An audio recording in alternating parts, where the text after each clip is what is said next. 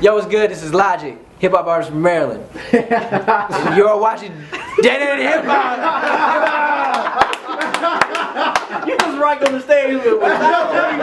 You couldn't talk in the camera. Oh, man.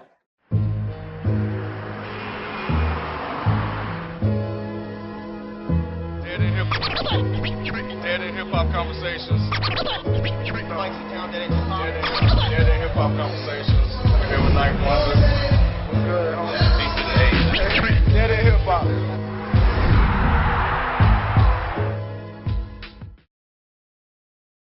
Constructive criticism, like on some real shit.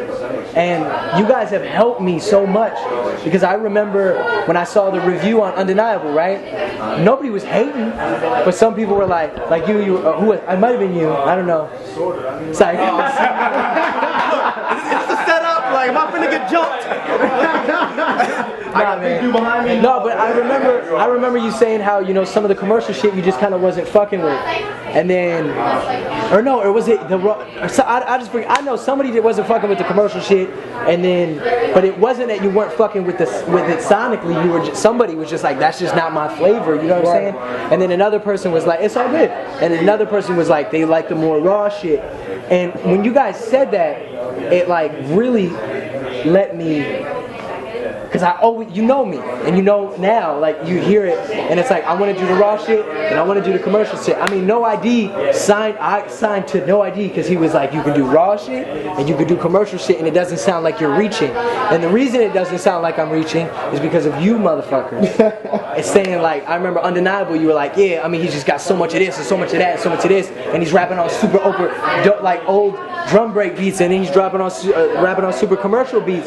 You're like, and one word, you motherfucker said, y'all was like, it's not cohesive. That's what I was about to say.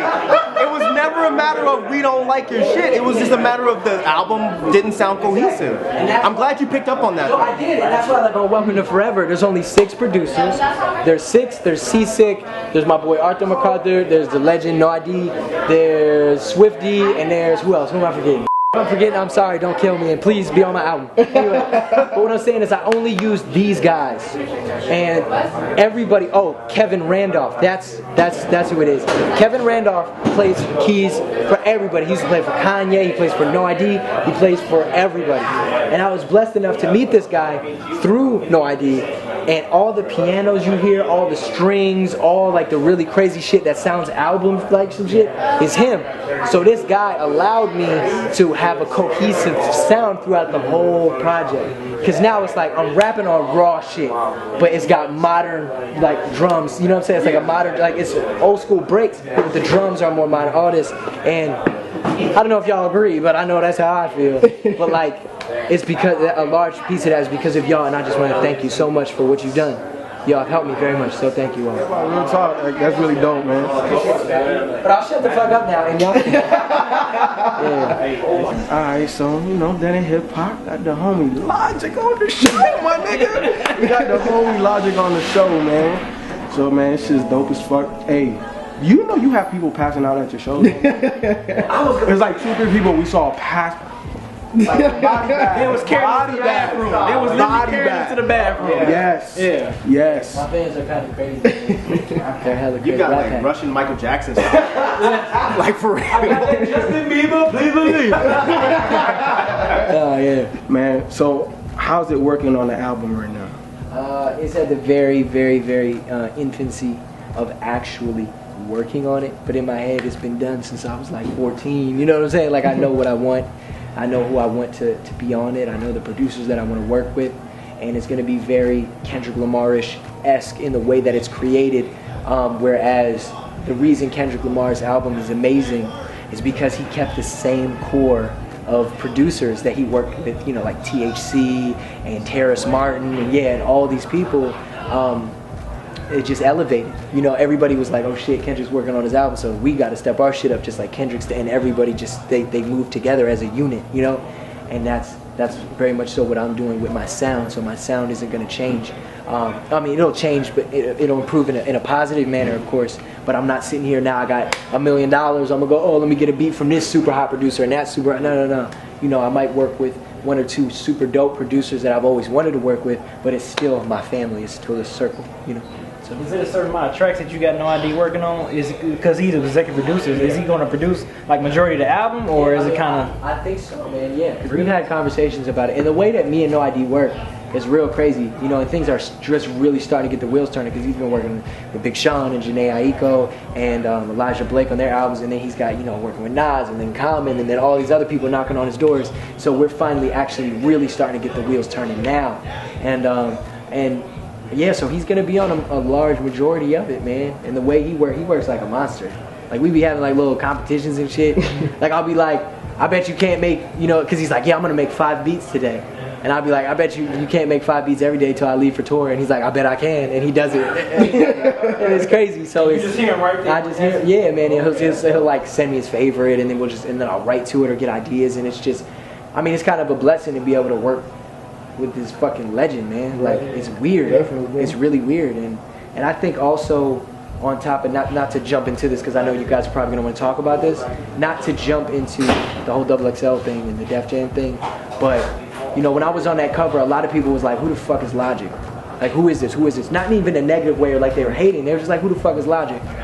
Yeah, and I think, you know, those freestyles and I think, you know, the music and the videos that I put out and then the Def Jam announcement and that No I.D cosign, if you want to call it that, really let people go, oh shit, he must actually, you know, he's not some fucking white rapper, da-da-da.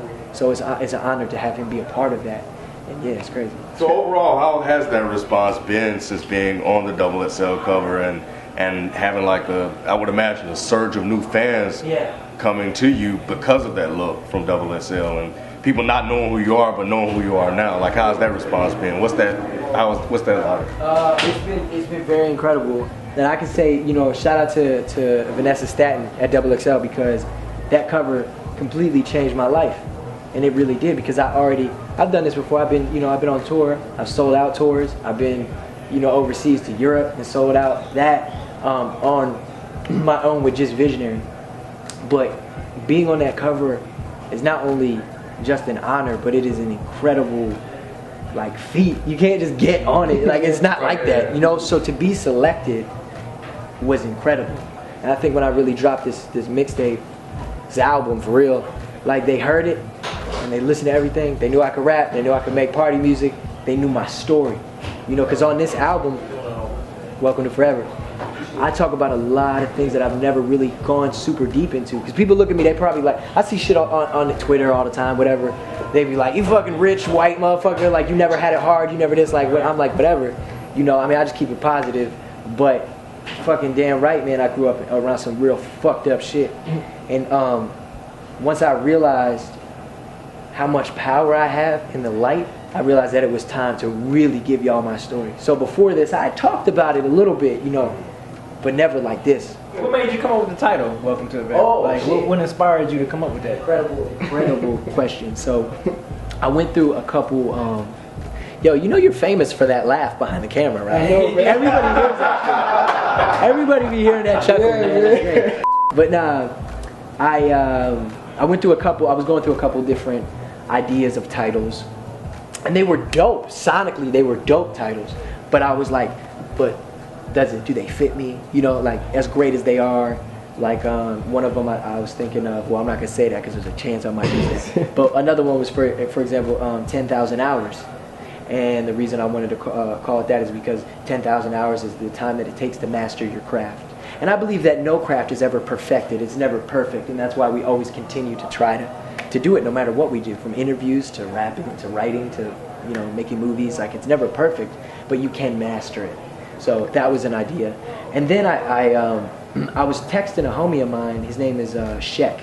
And he runs this clothing brand called Swaver. So I wear their shit a lot. And he's just a good friend of mine. And I remember we were talking about something. And it was like it was a couple months ago, it was last year. And he was like, something, welcome to forever. And I was just like, man. Because he was just saying it like, welcome to forever, like you're here. Yeah.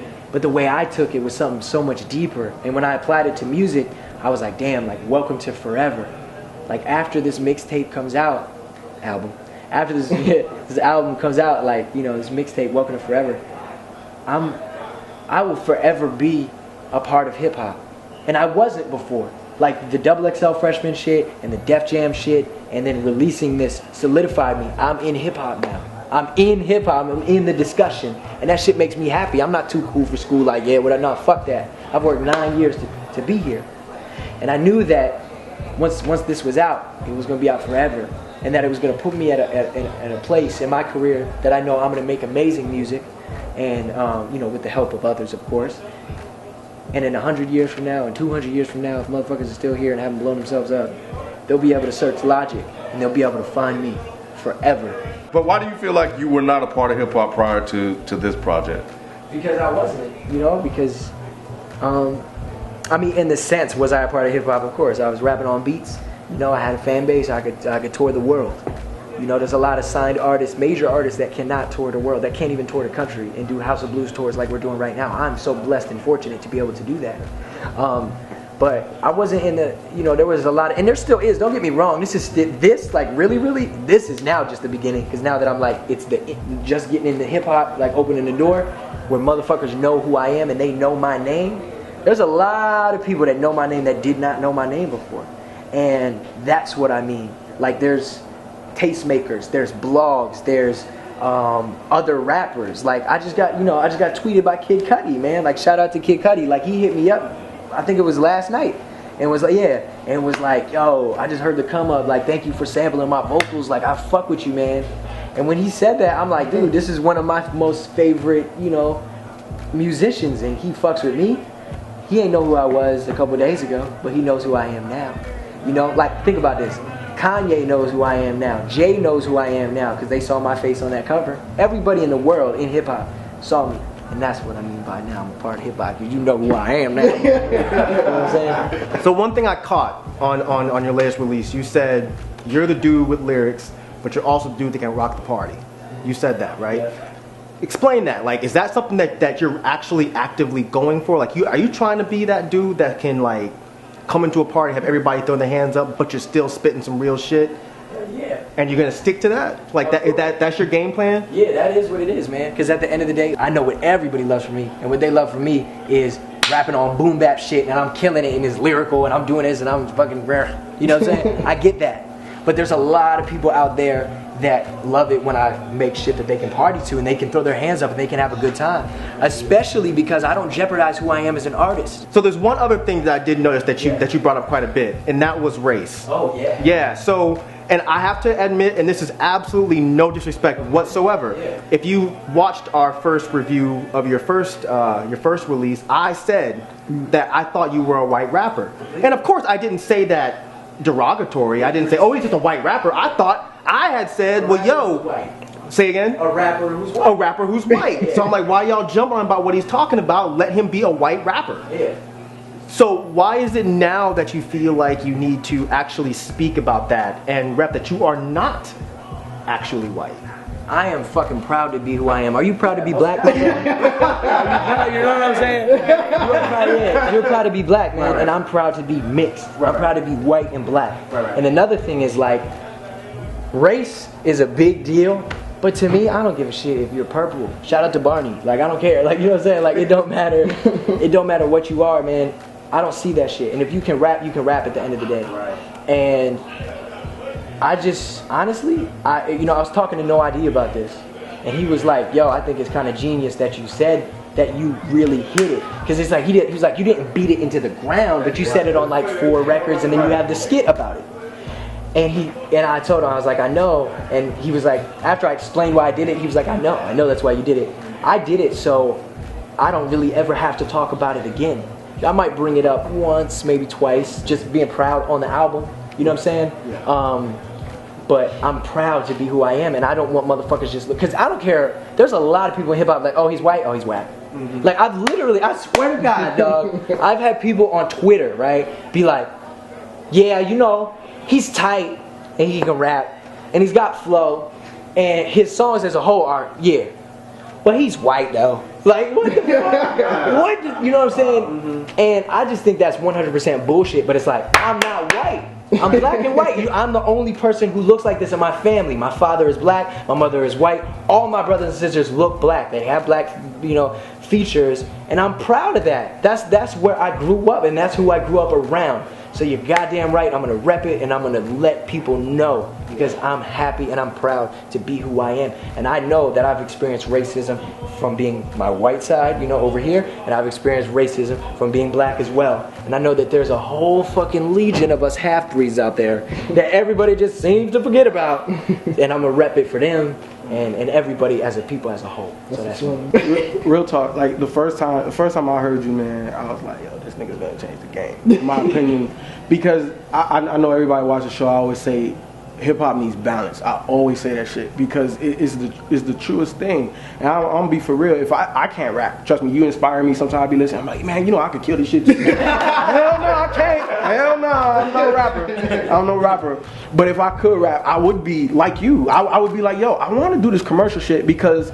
Like my saying is, bumping the whip. I love that type of music. You know what I'm saying? Like one of my favorite tracks on Welcome to Forever is 5 a.m. I heard that shit. I'm like, oh my God, he's gonna do it. He's gonna do it, and he did it. And then you did Roll Call, and I'm like, yo, this guy is the shit. Is the shit. Like he's really the epitome of what, you know, underground and commercial is. You know what I'm saying? And I feel like Def Jam got a couple of y'all. So.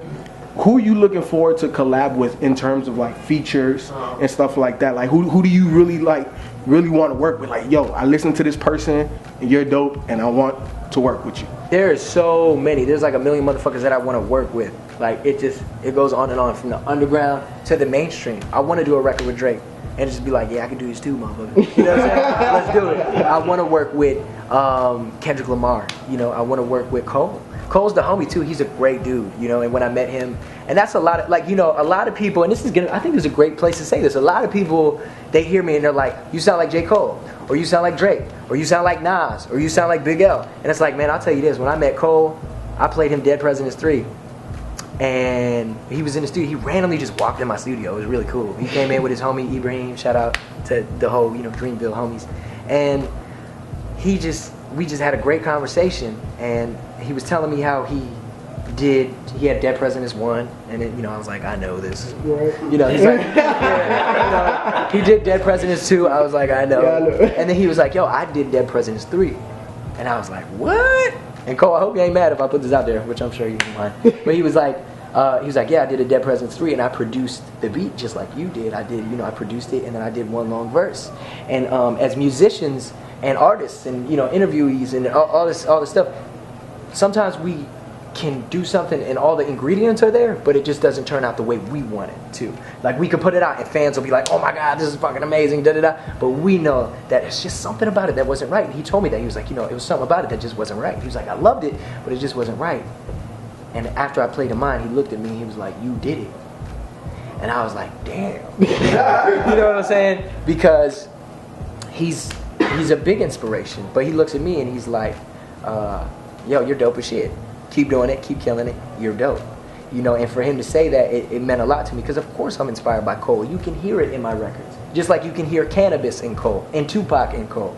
And you know, and then also speaking to Nas, like meeting Nas, and this motherfucker's like, I bullshit you not, word for word. He was like, you're incredible, never stop doing what you're doing, the people love you.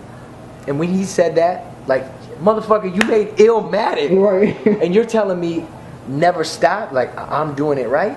It's like, I don't give a shit who says what. If you telling me I'm doing it right, then damn, I'm gonna keep going. Is this like a phone call, person? No, this was face to face. I met him. First of all, Nas looks 25 years old. I don't know, it's crazy. You know what I'm saying? But I met him. He wanted to meet me. He called my manager Chris, and his people did, and Chris gets off the phone. He's like, yo, Nas wants to meet you. And I was like, what? And we were in New York, and then, you know, he was like, yeah, he's on some rooftop in Manhattan. And I was like, what the fuck? And then so, you know, we go all the way up on this rooftop, and it's where I met my security guard, Kenny, because Kenny does, you know, work with Nas and a lot of other really big hip-hop artists. And, but sure enough, there he was. He was doing something for ESPN on this, you know, on this rooftop, and I met him, and he was an incredibly humble, amazing person. Yeah, so shout out to Nas, and thank you for all your hospitality, man. That's crazy. How did you get John Witherspoon to skit? Oh, yeah. How did you pull that off? Pops. How do you get Pops on the skit? We talking about your mom. Yo, mama. You know, That's a wild white woman. blue eyes and everything. He ever going crazy. How did you pull that off, man? Without even laughing. You didn't even laugh on that skit. How did you pull that off? That was real funny. Well, the funny thing is like, I don't want to kill the magic of it, but the way we do it, you know, we were at the studio together, so he did his thing, and then after then I went in, so we did it separately. Because honestly, like I was there and we were fucking dying laughing. How did you not laugh? Yeah, so it would have been impossible, but it was just cool because, you know, I wrote the skit, and I had that skit in my mind for a really, really long time. And my A&R at Def Jam, Noah Preston, who's a very good friend of mine, you know, he's very awesome. He grew up with John, because John was the father to his homie, Noah's homie. So he just always knew him, you know. And then one day he was like, "You want Pops on a skit?" And I was like, "Fuck you, mean?" You know what I'm saying? And so I met him, and he's a gentleman. He's a very nice guy. He's exactly like he is in the movies, except very toned down. He's not that, you know, like he's not, you know what I'm saying? But yeah, so it was very awesome to meet him, and I thought that was like the perfect skit to kind of just make fun of my race, you know, and just have him do it. So yeah, it was cool. I mean, you consider yourself. It sounds to me like you're a student of the game. Would you really say that? Of course. Yeah. I'm learning every day. Yeah. Yeah, so old and new, because it sounds like, you know, when you were talking about earlier, like your the comments that you receive about, you know, you sound like Cole, Drake, and all the other stuff like that. But it sounds like those are still like, you still have like modern day influences to your music. A lot of people like to hide in front. Like, look at every other genre in the world. People do covers of other people's music. People recite people's lyrics. They do all these things. The thing about me is, I will never ever bullshit, steal, or take somebody else's shit and act like it's mine. So it's like, if I'm gonna quote Kanye, if I'm gonna quote Cole, if I'm gonna quote Kid Cudi, like, I'm obviously not trying to hide the shit like I stole it. You know what I'm saying? I love all music, and I'm gonna incorporate all music. And I'm not here to say, I don't sound like this person, I don't sound like that person. I do sound like Logic. I am me. It is my story. It is my flow. But in there, it is a pot of M and Tribe and Cole and Drake and all these things. Like, Drake is the first person to be in his lane of singing and having that melodic sound and also still have lyrics. I don't care what you say. You know Drake does have lyrics. You know what I'm saying?